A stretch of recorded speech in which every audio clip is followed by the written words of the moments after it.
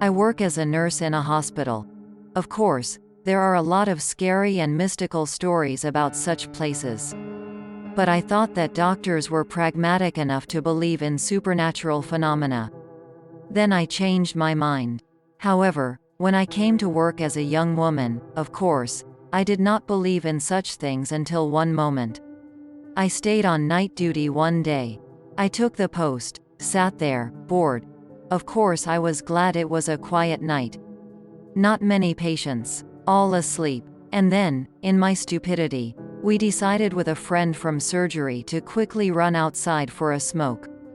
Wanted to dispel sleep. We stood on the porch, whispering, talking about young doctors. And it's quiet all around. Crickets are singing, and not a soul in the yard. All in all, it's a good vigil.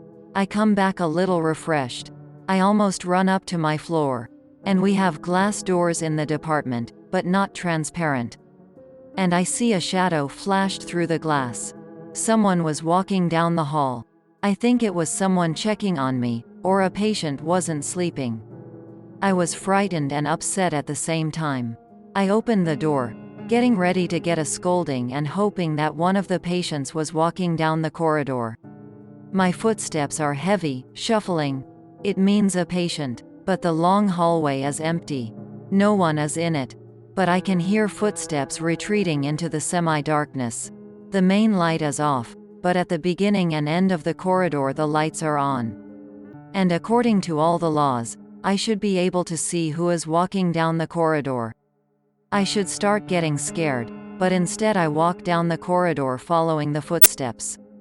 I think either I've lost my cuckoo, or... No, I didn't think of anything else at the time.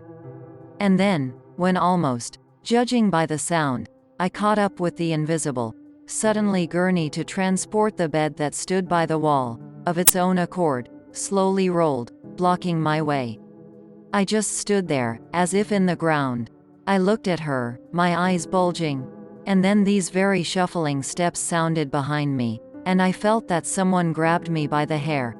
And I felt a tug from my hair. Tears came out of my eyes.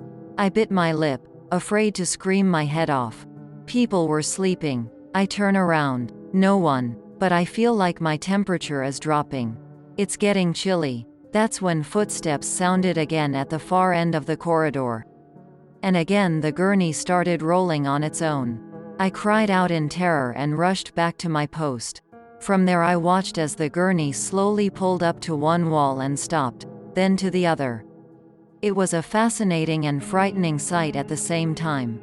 Probably from confusion, but remained at the post while the gurney for an hour arranged his pokatushki.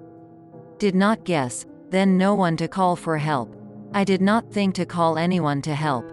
Towards morning, when the gurney had long since stopped moving, I decided to go up to it carefully and return it to its place.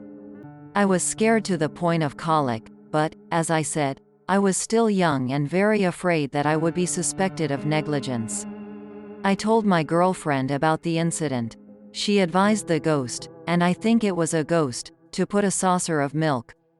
I doubted this method, like milk to zabablish the housekeeper, but still did as advised on the next night watch. I don't know if it helped, or if it was just a ghost that disappeared, but I never saw anything like that in the ward again. Thank you for watching and supporting me.